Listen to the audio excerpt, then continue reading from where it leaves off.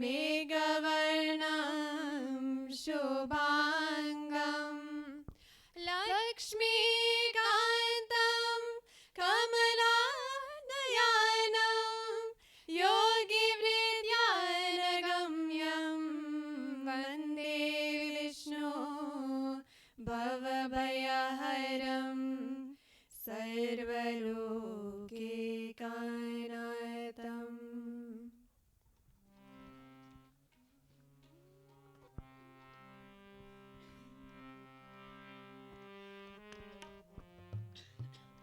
मुकुन्द माधव गोविन्द भो केशव माधव हरि हरि भो। मुकुन्द माधव गोविन्द भो केशव माधव हरि हरि भो। मुकुन्द माधव गोविन्द भो केशव माधव हरि हरि भो। हरि हरि भो हरि हरि भो। हरि हरि भो हरि हरि भो। हरि हरि भो हरि हरि भो। हरि हरि भो हरि हरि भो। मुकुन्द माधव गोविन्द भो केशव माधव हरि हरि भो। मुकुन्द माधव गोविन्द भो केशव माधव हरि हरि भो। केशव माधव हरि हरि भो। केशव माधव हरि हरि भो। ॐ असतो मा सद्गमय तमसो मा ज्योतिर्गमय मृत्योर्मा अमृतं गमय। Everyone together.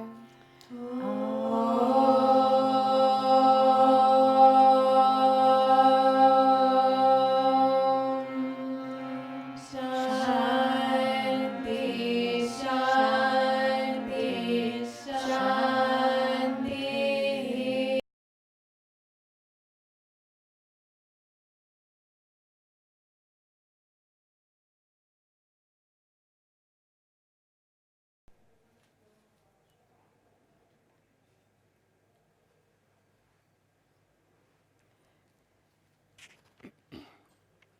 Welcome to Satsang. I think, Paulina, make it a little louder tonight.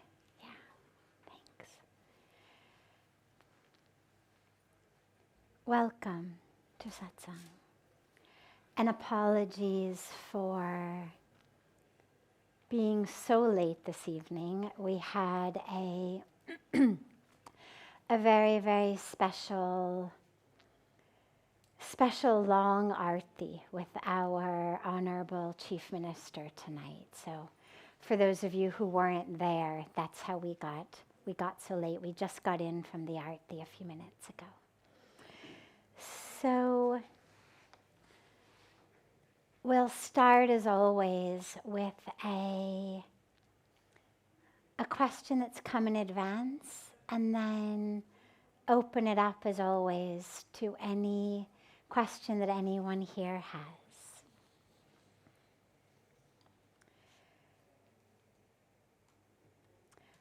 Why do we choose pain or choose sickness?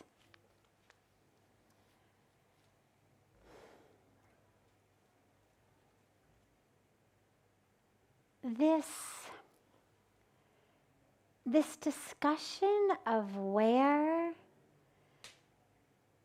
the mind ends and the body begins, where my intention, my attention, my co-creation or my part of that co-creation ends and the universe's part of it begins is always such an interesting discussion, because on the one hand, we were in this very sad, tragic really, state of untruth for so many years in the West. The East never got into that stage, thankfully.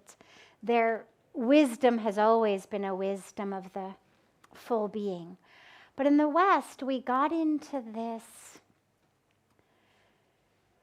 state for many, many years, many decades even, of this sense of the body as just matter.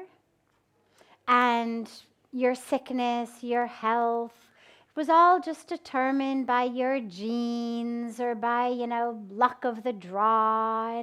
And we went through decades and decades, possibly even centuries. I'm not a historian of that, but I know it's been a really long time. And only recently have we had this really beautiful uprising of wisdom, and of wisdom backed by science, that makes us realize, oh wait, there's no mind-body as though somehow they were completely separate. They're one. That which I think in my brain, the emotions I have in my brain, the chemicals that are secreted in my brain, actually talk to my body. When I was studying neurology, and this is just going back 25 years, it was very, very clear neurotransmitters released in the brain stay in the brain. They don't intersect or interact with the body in any way. In just a couple of decades, the science of that has been turned upside down, or right side up rather. And it's been extraordinarily exciting. The dilemma with that is that, like so much in life, it's been a pendulum swing, and we've gone from this state of feeling like I have no control. It's my genes, or it's my water, or it's my food, or it's what mosquito I got bit by, or it's any one of a variety of physical things over which I have no control, into this very interesting, empowering pendulum swing to, oh wait, it's the power of your thoughts. What you think, what you feel, what you believe has an extraordinary impact on your body.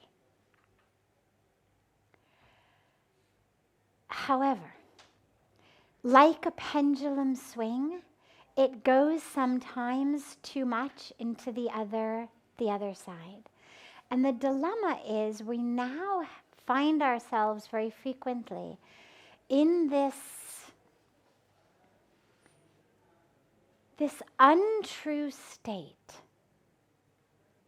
of going from none of it is my fault, I'm a victim of my genes, of my environment, of all of that, to it's all up to me, which means if I'm sick, it's my fault. If I'm sick, it means I'm not thinking properly, feeling properly, meditating properly. And we've really gone this full pendulum swing.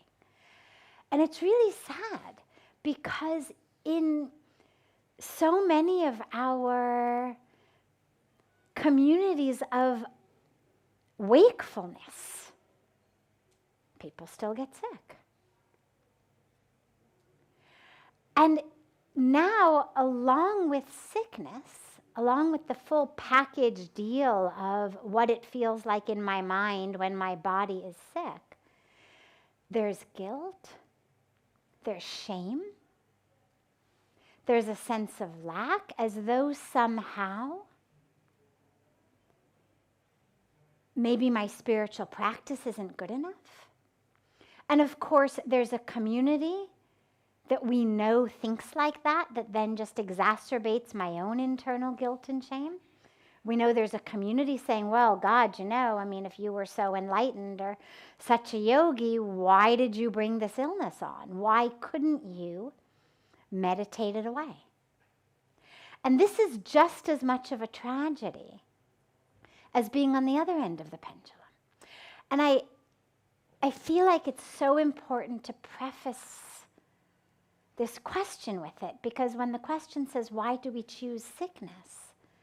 It implies that 100% of sickness is due to my choice, which means that on some level there's something wrong with me if I've chosen it. So here's what this co-creation looks like.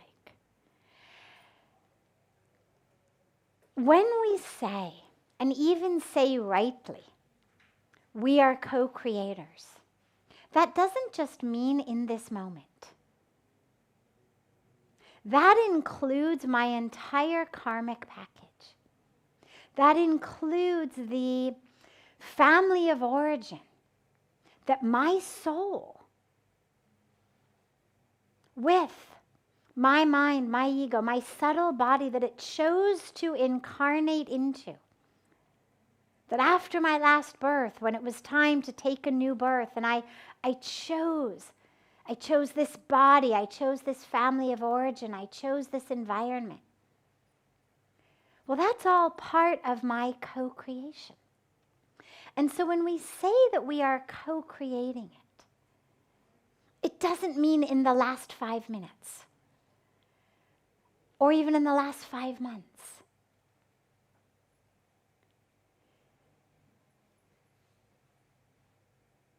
That choice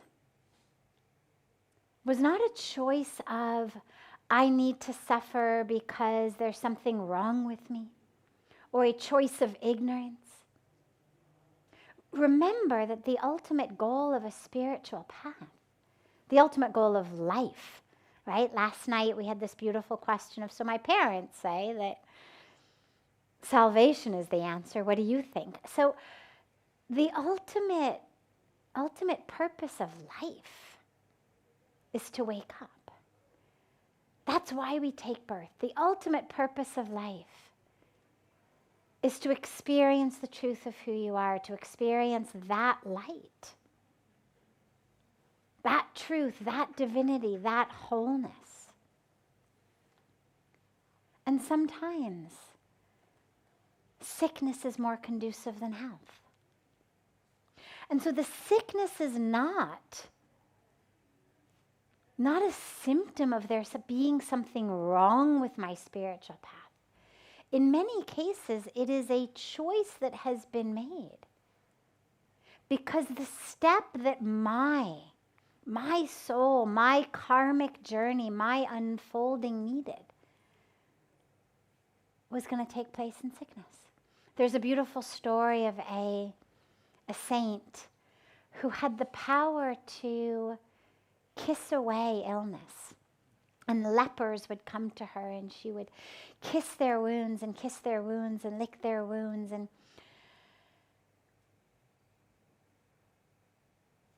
she'd always leave one. So she'd cure them, except for one oozing wound. And one day her disciples finally said, "Ma, why do you do this? When you've got this incredible power to fully heal, why do you leave them with one wound?" And she said, because that one wound leaves them calling out to God. At the end of the Mahabharat, the end of the war of the Mahabharat, when Lord Krishna stands in front of Kunti, the mother of the Pandavas, and basically says to her, ask me for anything. You have had to suffer so much. Unspeakable, unimaginable suffering you have gone through. And you have borne it with such grace. Ask anything. I want to give you some blessing, some boon. And she said, bless me with pain. Life after life, bless me with pain. And Lord Krishna said, but you've had so much pain. Let me give you something else. And she said, but what I've seen is when things are going right, it's very easy to forget you. In pain, you're always with me. In pain, I always remember you. So bless me with pain. And I mention this because we walk into the situation and we say, sickness, bad. Health, good. Failure, bad. Success, good. Poverty, bad. Wealth, good. Which means if you have sickness or failure or poverty, there must be some fault somewhere. You must have done something wrong, chosen something wrong, not meditating right, not have the right mantra, not doing the right practice, don't have the right guru, whatever it may be.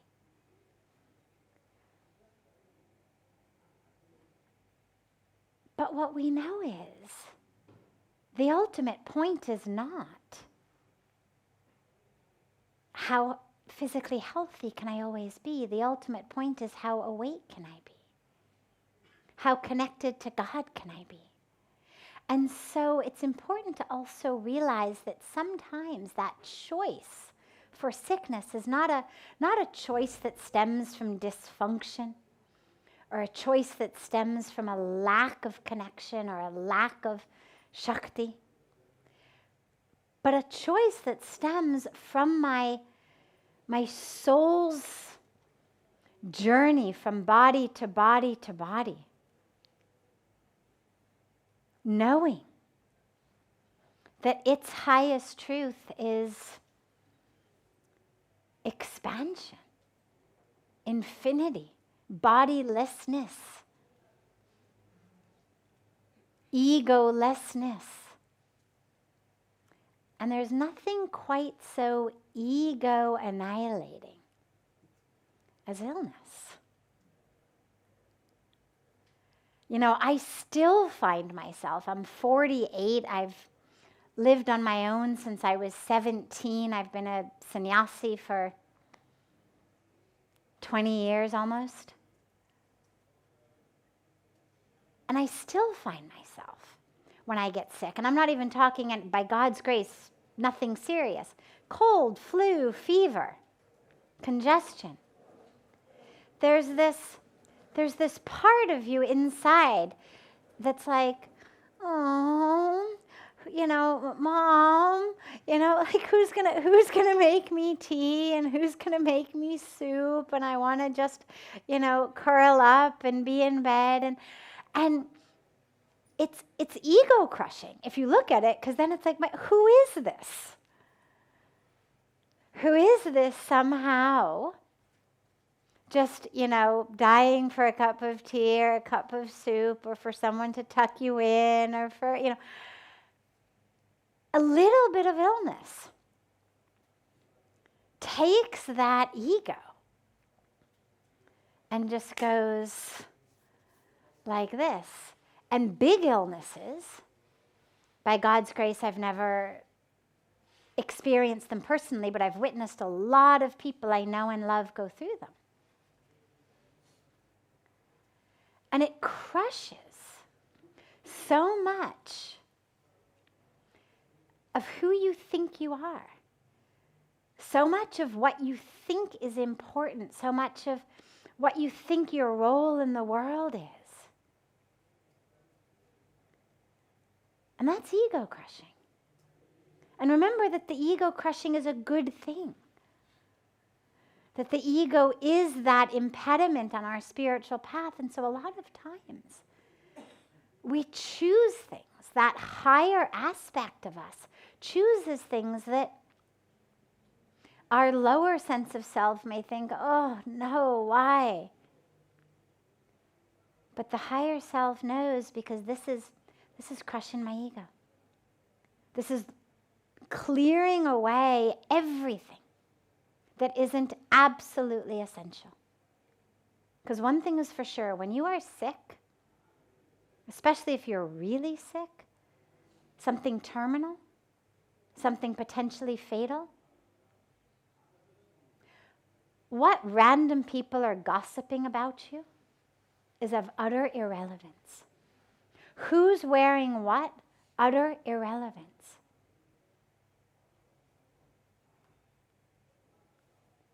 Who was nicer dressed than you were at a wedding, at a party? Who had what that you don't have? Who got a raise? Who got a promotion? Who got more likes on Facebook? Utterly irrelevant. But this is the stuff that dictates so much of our lives otherwise. And so that choice for illness, don't look down upon it. Realize that in some cases, we've chosen it actually for our higher unfolding. But not always. And then that brings us to the other aspect of it, which is, why might we choose it otherwise? Why might we? If we have the ability with our power of intention, with power of creating our own environment, our own literal chemical environment in our bodies, by what we eat, by the air we breathe, by what we think, by the energy we surround ourselves with. If I have that power to create an environment of health, of love, why wouldn't I? And the deepest reason for this, for most of us, is a sense of I don't deserve it. A sense of somehow I don't deserve that full health. I don't deserve that full vibrancy. Or a fear even. If I have that, what's my excuse for not stepping up to the plate of my life? What's my excuse for still being a slave to my ego, a slave to my ignorance, a slave to my history from 20 years ago or 50 years ago? What's my excuse if I've got vibrant health? If I've got success, if I've got the ability to make any choice I want in my life? What's my excuse? Why am I still unenlightened? Why am I asleep? Why am I suffering?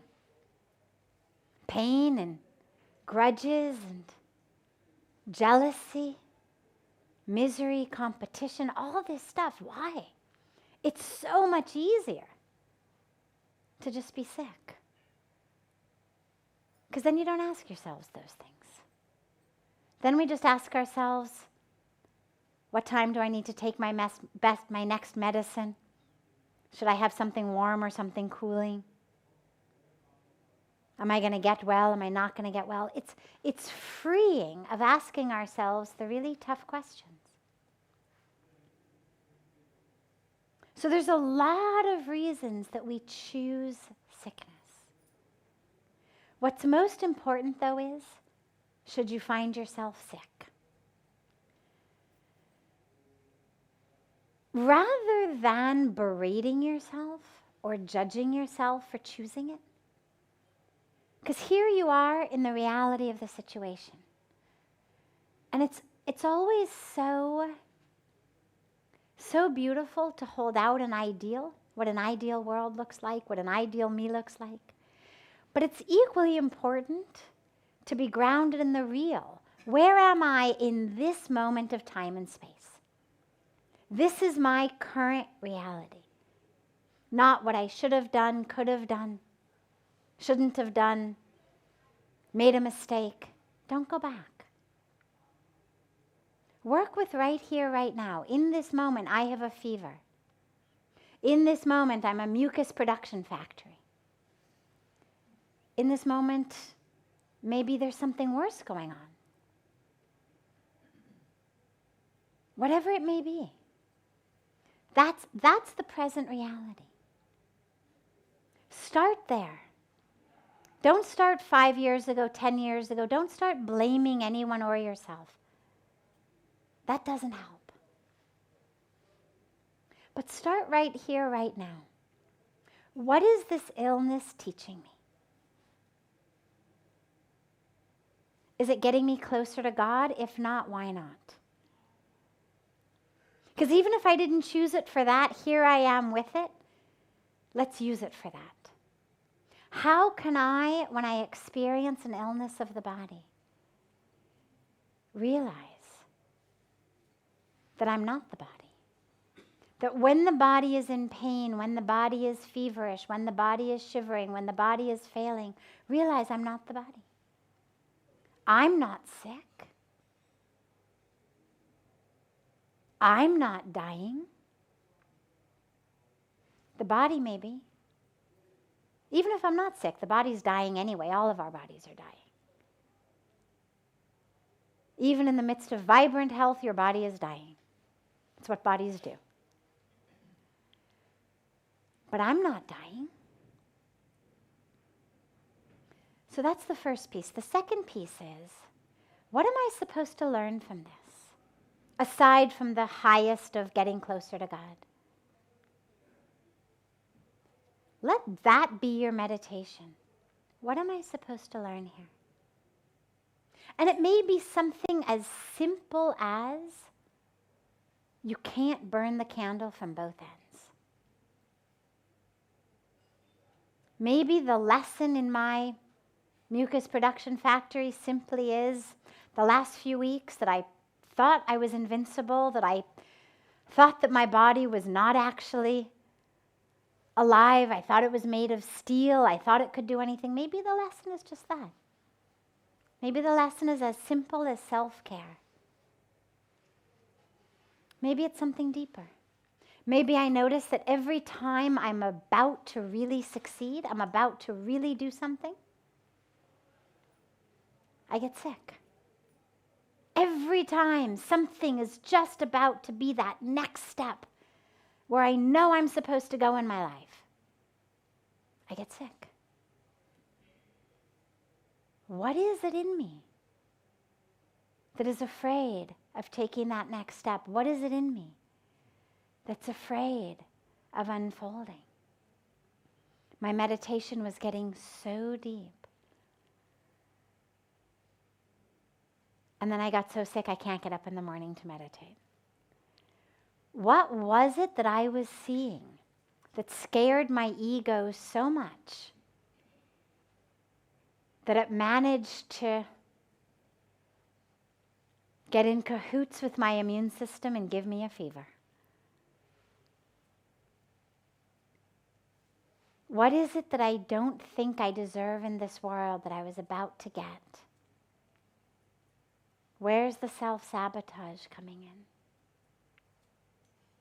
And realize that I've just given you an entire spectrum of reasons, some of them, the lesson being, the illness is a beautiful lesson. Take care of yourself.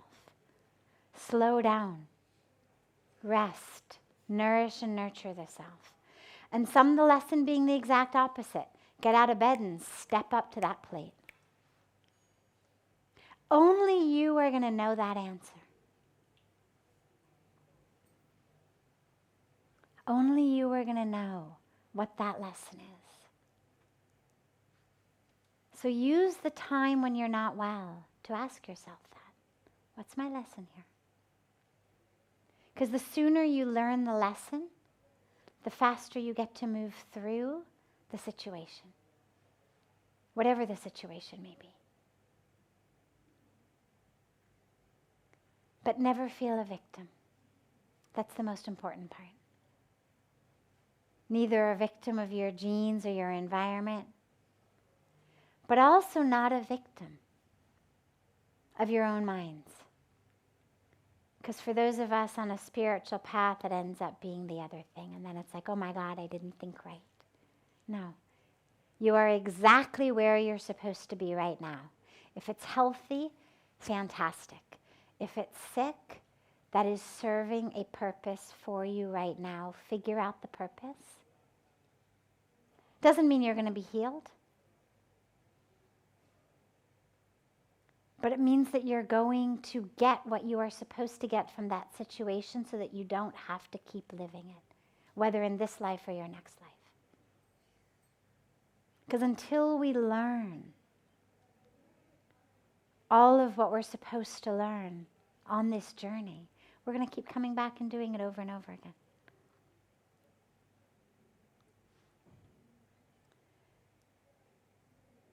So we have time this evening just for one more question.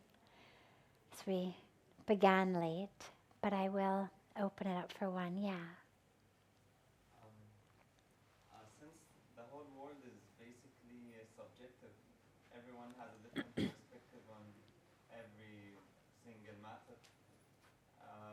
What distinguishes right from wrong? Great. So, first of all, everything is not subjective.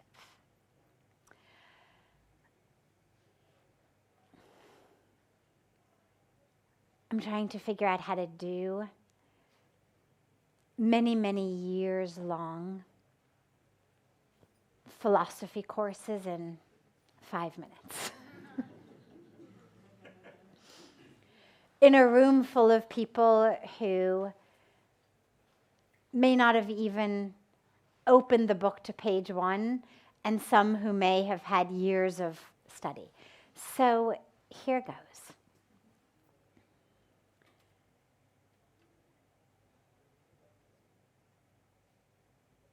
When we say the world is an illusion, that doesn't mean that it is simply a product of my mind. So, illusion meaning. Because if you cut me, I'm going to bleed.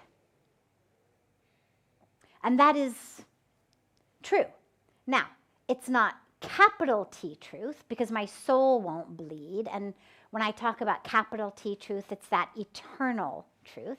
So there will be a time when I no longer have a body. At that time, if you cut me, I will not bleed. But in the lowercase t truth, as in this intersection of time and space where we sit right now, cut me, I bleed. Truth. The intersection of those two truths is the best way that I have found to think of this is the ocean and the wave. Okay? So the highest truth of the wave is ocean. Take a cupful or a spoonful of a wave. Take it into a science lab, look at it under a microscope. And what's the scientist going to tell you? Ocean. Okay? The highest truth, the corest truth of that wave is ocean.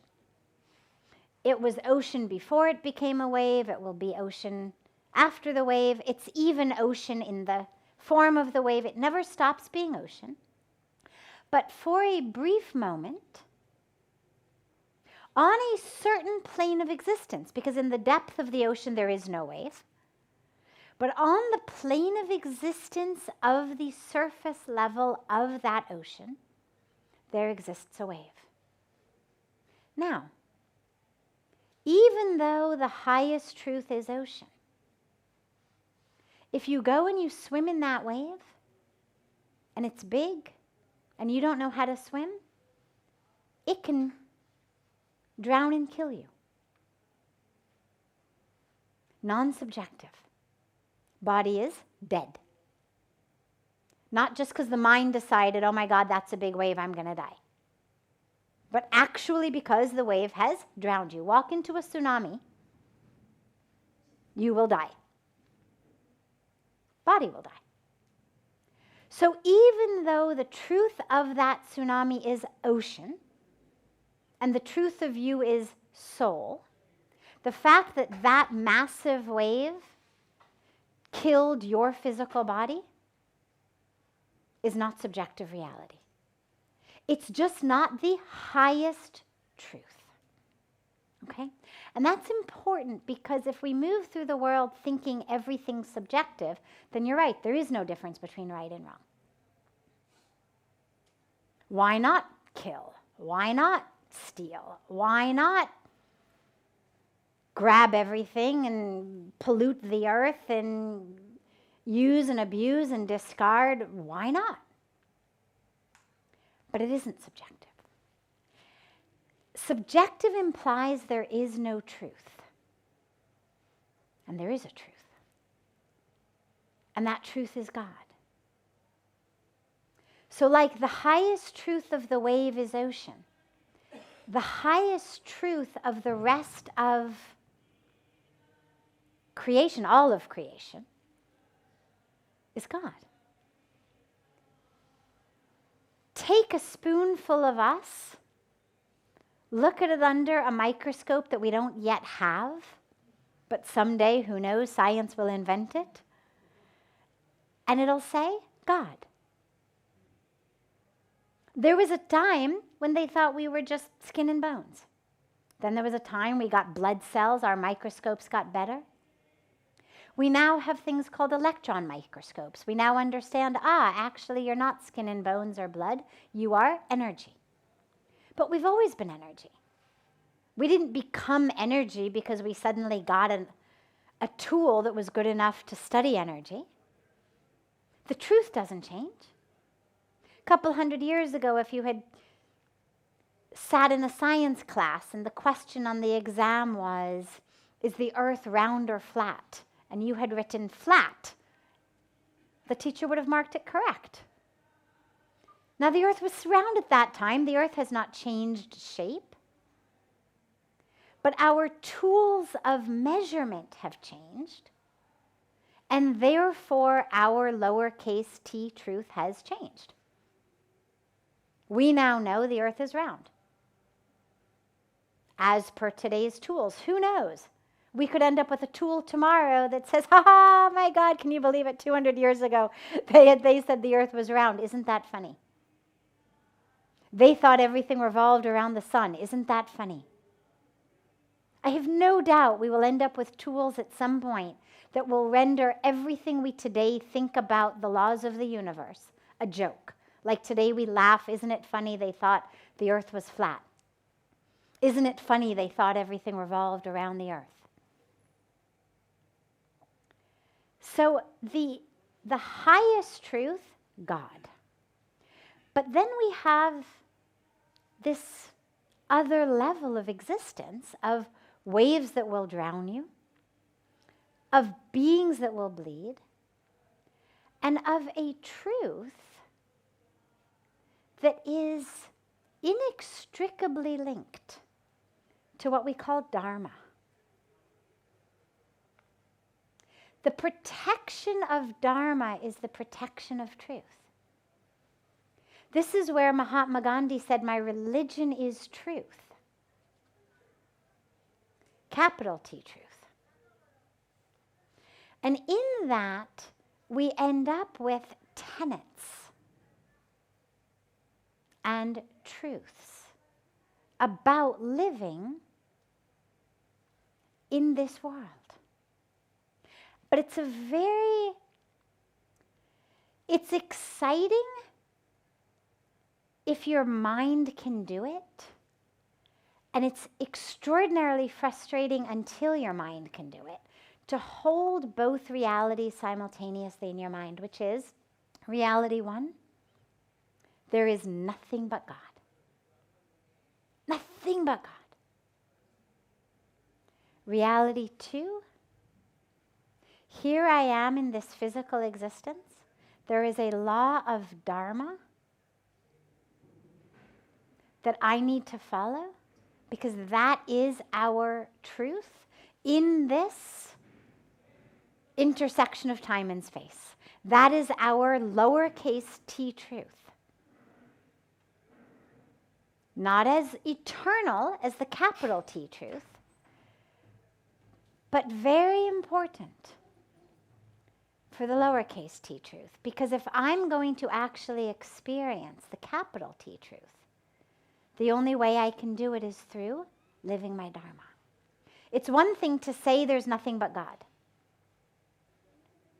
It's another thing to live it. There's a great story of a group of disciples who lived with a guru.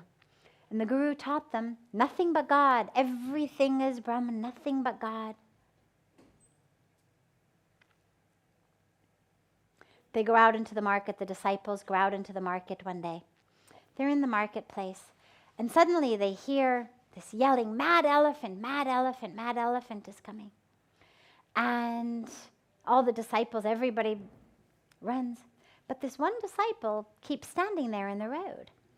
And the elephant guy, the guy who's in charge of the elephant, starts yelling, get out of the way, get out of the way. But this disciple is thinking, I'm God. The elephant is God. There's nothing but God. What is there to be afraid of? It's all nothing. I'm God, elephant's God. We're good. And so he keeps standing there just meditating on I'm God, the elephant is God, I'm God, the elephant is God. And everybody's yelling at him, get out of the way. I'm God, the elephant's God. Finally, of course, the elephant comes, picks him up in his trunk, flails him like half a kilometer away, breaks every bone in his body, he's dumped in a field somewhere. Finally, the disciples find him. They bring the guru to him. The man is livid. Aside from the fact that he's in extraordinary pain, he is furious. Our guru lied to me. The guru comes with the disciples to take care of this one. And the disciple says to the guru, you gave us wrong information. You said everything is God. I was practicing your teaching.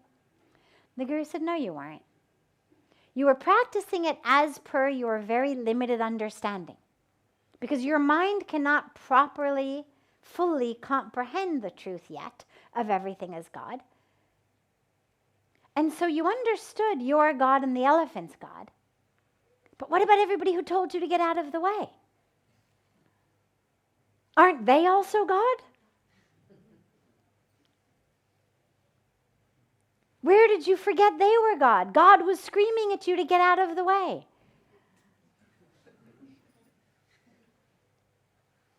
And I love that story because it is a lot for us to hold. It's very difficult to move through the world. There is nothing but God.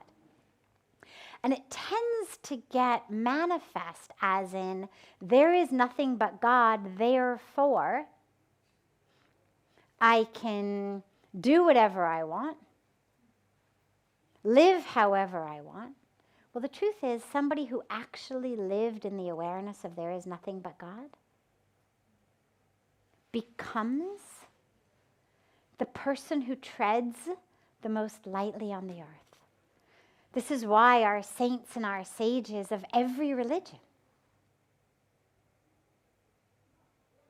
from Jesus to St. Francis of Assisi to Mahatma Gandhi and everyone in between, to Rumi, choose any religion, choose any prophet, any saint, any sage who was really enlightened. Their message basically was the same.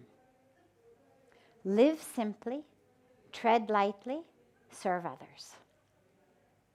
The Buddha.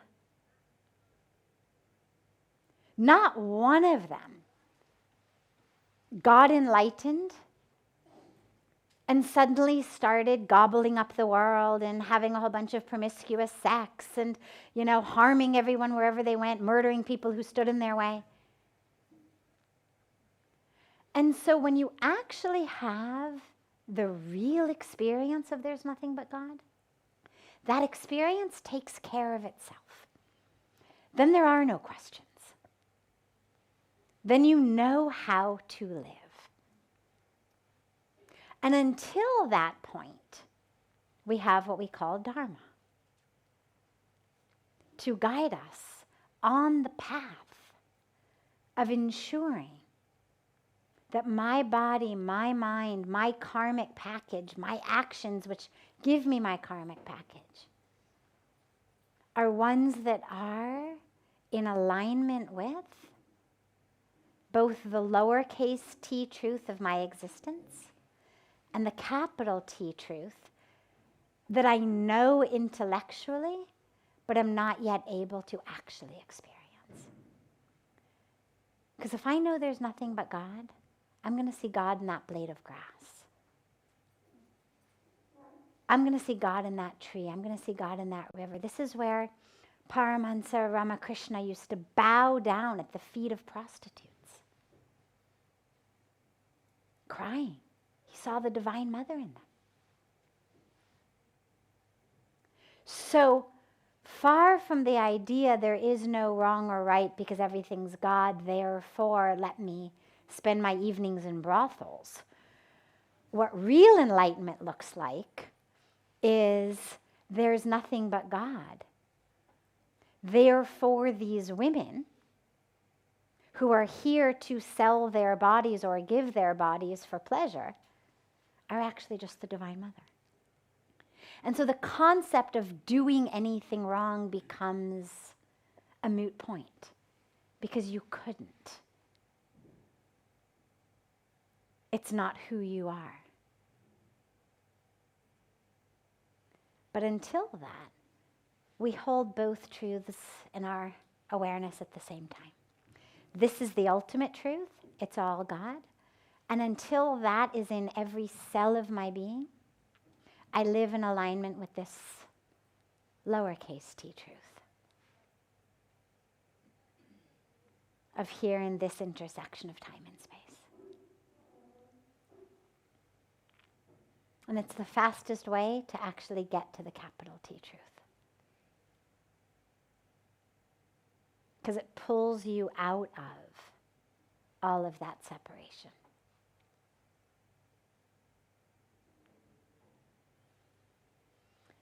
Wonderful. So have a beautiful rest of your evening, and we'll see you tomorrow back at our regular time of 6:30, approximately. And again, as always, if you have questions that you feel shy to raise your hand and ask, you can get them to Sevanandaji and he can get them to me in advance on our sheet that we take the questions from each night.